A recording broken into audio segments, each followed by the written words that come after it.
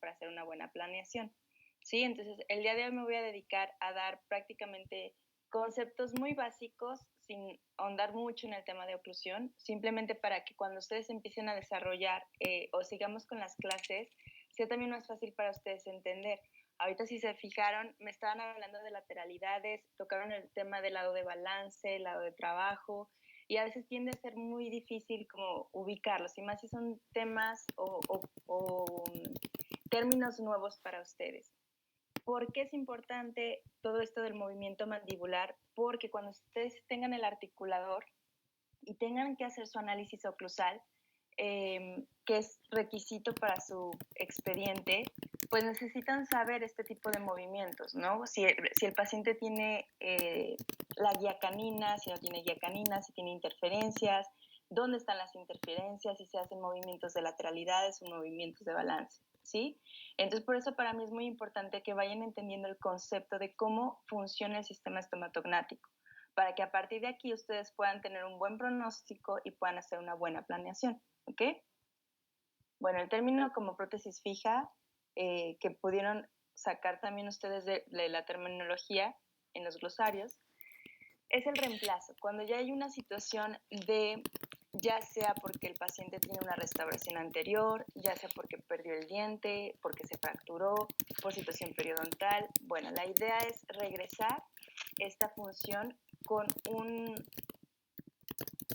pues reemplazarlo de una manera artificial, ¿sí? Ya sea a través de prótesis fija, a través de prótesis removible o total, o incluso la colocación de implantes. Cuando hablamos de prótesis fija, sí tomamos en cuenta el término de implantología. No es una materia que a mí me corresponde, pero es una manera también de rehabilitar al paciente. Ahorita nosotros nos vamos a centrar meramente en las prótesis parciales fijas. Y de esta manera nosotros, por medio de estos sustitutos artificiales, vamos a regresar esta función, la estética y sobre todo la estabilidad oclusal, para que el paciente pueda masticar bien. No nada más poner una corona y un puente por ponerlo. Tenemos que ubicar muy bien si los pilares que van a recibir estas prótesis están en unas buenas condiciones, si tienen ciertas inclinaciones, para dónde se va a dirigir esas fuerzas de masticación, para saber si ese puente o esa prótesis que nosotros vamos a colocar va a durar, ¿sí? Eso es muy importante. Cuando nosotros vamos a ver a un paciente, a ver, voy a hacer una pausa, porque aquí de rato ya empiezo a ver si estoy hablándole a la nada o no. ¿Sí me están escuchando? Sí, doctora. Sí, doctora. Sí, doctora. Muy bien, gracias. Entonces, cuando nosotros llega el paciente, es indispensable.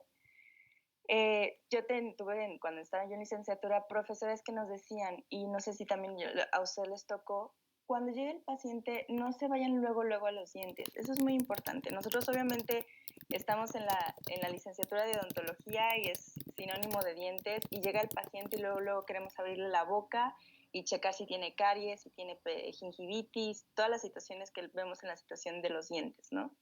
Y es muy importante primero conocer al paciente, sobre todo porque eso les va a distinguir entre dentistas, ¿no? Si el paciente entiende y ve que para ustedes es importante conocerlo y saber qué es lo que él quiere, es la manera en la que van a hacer un clic con ellos. Si nada más llegan y quieren trabajar tipo seguro social, tipo algo que nada más es de rápido, el paciente obviamente no va a generar ese vínculo de confianza con ustedes. Entonces, a partir de la historia clínica, ustedes van a saber si el paciente tiene enfermedades sistémicas, si el paciente tiene situaciones económicas, accesibles, no accesibles. Luego, después de checar la historia clínica, si se va al paciente lo tenemos que remitir para que tenga un buen control por medio de medicamentos, con sus médicos de cabecera. Vamos entonces a checar primero la evaluación de sus músculos, su articulación y cómo muerde. Los músculos, muchas veces, ya ahorita yo creo que no es nuevo, ya lleva años, pero la situación de estrés y el estilo de vida que las personas actualmente tienen han generado una situación neuromuscular pues ya con más complicaciones, ¿no? La situación de atrición y todos los desgastes que se dan en los dientes en los cuellos hay unas situaciones que se llaman afracciones, también provocadas por traumas oclusales, ¿no? Entonces, toda esta situación de estrés genera una sobrecarga, no nada más a los dientes, sino también a los músculos y a la articulación. Entonces, muchas veces el paciente empieza con ciertos dolores de cabeza, ciertos dolores de cuello, y para él se va a empezar a adaptar. Él va a decir, no, pues ya para mí es normal, ¿no? Cuando no estamos revisando de dónde parte este dolor muscular. Entonces, aquí es cuando entran otras situaciones como síndrome de dolor miofacial, ya tenemos problemas de disfunción temporomandibular, que ya incluso el cóndilo de la articulación se está remodelando. Entonces, todo eso lo tenemos que evaluar. Si nosotros no controlamos un buen equilibrio neuromuscular, cualquier prótesis que ustedes coloquen, cualquier corona que ustedes coloquen, el paciente la va a tronar. Al músculo nadie le va a ganar, ¿sí? Entonces, si el músculo está contraído, si el músculo está en estrés constante y crónico, si ustedes colocan sobre todo una corona metal porcelana, juren que esa corona metal porcelana va a tener un chipping. El chipping es el desprendimiento de la porcelana. Por eso es muy importante nosotros evaluar desde el inicio la articulación y los músculos. Y ya a partir de ahí, entonces, entrar con la situación de los dientes. Obviamente vamos a hacer nuestra exploración intraoral, vamos a pedir nuestros estudios imagenológicos, panorámicas, radiografías periapicales, incluso en situaciones hasta tomografías computarizadas, si el paciente quiere un tratamiento mucho más amplio. Y obviamente viene la parte de planeación, donde vamos a nosotros utilizar modelos de yeso que vamos a articular, y a partir de los dientes que el paciente necesite, se van a hacer unos encerados diagnósticos. Obviamente aquí la idea que les digo de escuchar al paciente, porque el paciente les va a dar el motivo de consulta.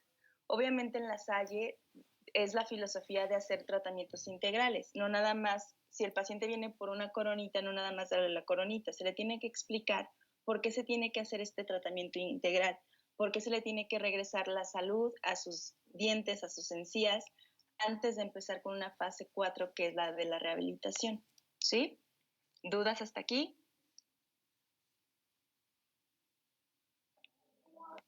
No, doctora. Muy bien, gracias. Bueno, en la Salle hay un sinfín de historias clínicas. Obviamente ahorita con el SMILE ya es mucho más fácil. También la situación es que hay una clínica de articulación temporomandibular que también tiene un sinfín para hacer exámenes, ¿no? No me voy a centrar ahorita mucho, simplemente para que entiendan que es importante saber si el paciente tiene dolor muscular. Se le tiene que hacer ciertas presiones, cierta palpación al músculo, y si el dolor se mantiene o se quita a la hora de hacer la presión. También tenemos maneras de utilizar el estetoscopio que nos va a permitir evaluar la articulación. Si el paciente a la hora de hacer apertura y cierre, como ya ustedes lo vieron en sus clases de diagnóstico, hay crepitación, hay chasquido, todos estos ruidos articulares nos van a permitir también dar un buen diagnóstico de la situación articular, ¿no? Bueno, obviamente tenemos la panorámica, como les explicaba ayer, toda la situación no nada más de dientes, sino que podemos encontrar a nivel articular, si hay alguna patología, si hay alguna lesión, todo eso lo podemos evaluar. Y obviamente ya cuando partimos a una serie periapical, esto nos va a permitir de diente por diente evaluar, sobre todo si son buenos pilares, si las coronas están bien, si ven la radiografía de su pantalla al lado izquierdo superior, ¿consideran que es una corona bien hecha? No, parece un champiñón. Le queda más grande, ¿no? Aparte de que se vea eso, hay algo, no sé si también lo han visto en otras clases, déjenme subir esto, para que vean mi cursor.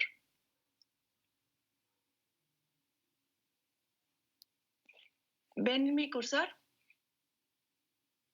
Sí, doctora. Sí, doctora. Entonces, aquí viene el cursor, esta es la raíz, y aquí donde viene la parte ya, la corona tendría que seguir el contorno de la raíz. Cuando hace esto que se ve, como dijeron, champiñón, esto se le llama sobrecontorno. Esto lo que provoca es que en esta parte de la encía se empaque la comida y empiece a lastimar y a hacer pérdida de hueso.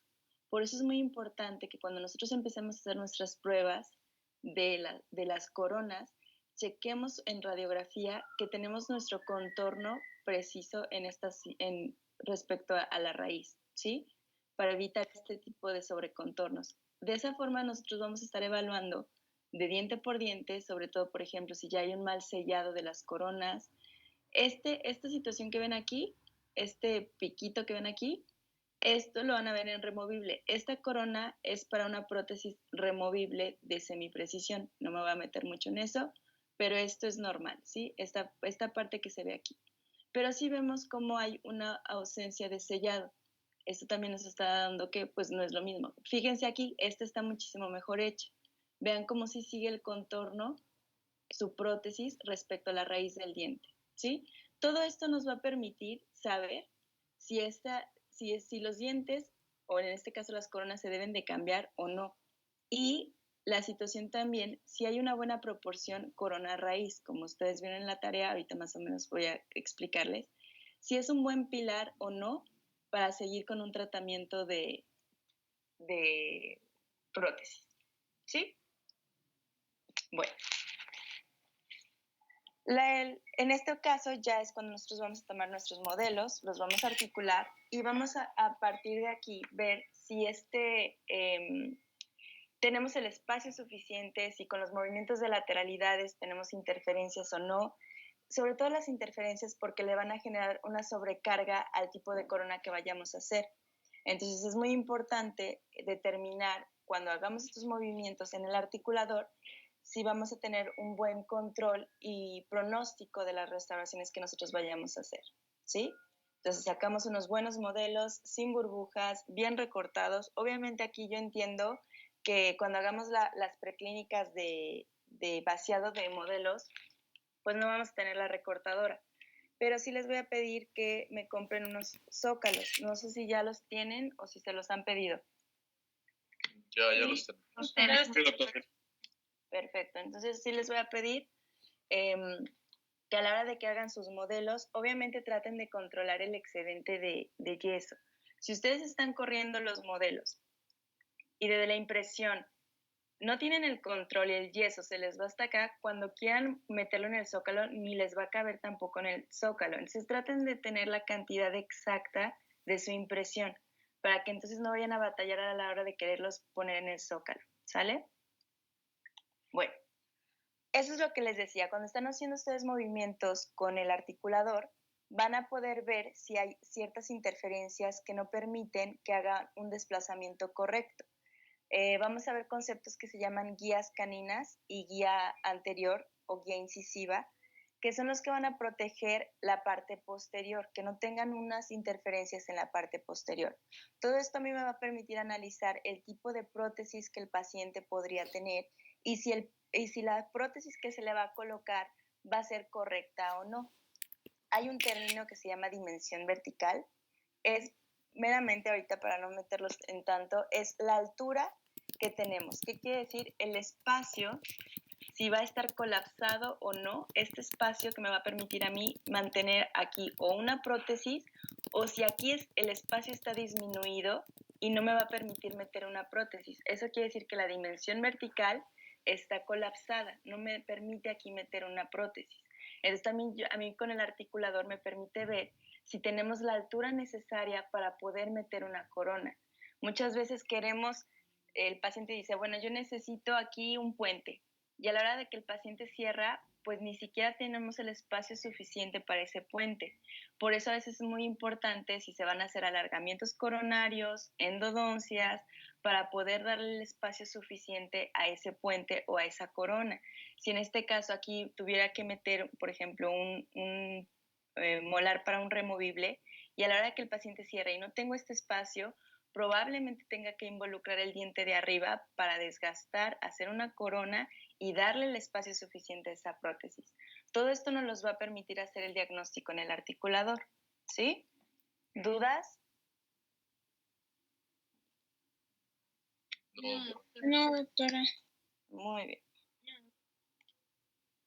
Después de que tenemos nuestro articulador, entonces vamos a empezar a hacer un encerado diagnóstico, ¿sí? Este encerado diagnóstico nos va a permitir regresar tentativamente o tener como un prototipo del tipo de prótesis que nosotros vamos a realizar. Es muy importante desde aquí, que que les decía la clase pasada, si ustedes a partir de aquí tienen un buen control de su encerado, con la oclusión correcta, con la mordida correcta y sus puntos de oclusión correctos, a la hora de que ustedes generen un provisional, ese provisional va a tener las mismas características que les va a permitir que en boca el paciente no lo esté fracturando, no lo esté despegando. Todo esto, a partir de ahí ustedes van a tener un control. Si ustedes colocan un provisional y a la semana se fractura o a la semana se cae por las fuerzas laterales, entonces les está diciendo que no está bien hecho o que no tenemos el espacio suficiente. Entonces es muy importante a partir de aquí, porque entonces, si ustedes dicen, no pasa nada, se lo vuelvo a cementar, y así se la llevan y toman la impresión y ya les dan la corona definitiva, esa corona va a fracasar. Por eso es muy importante desde el encerado diagnóstico y su provisional que tengan el control de la mordida del paciente para que su prótesis pueda tener un buen éxito. Bueno, aquí les voy a dar el resumen de oclusión, o al menos conceptos que para mí es importante que tengan noción.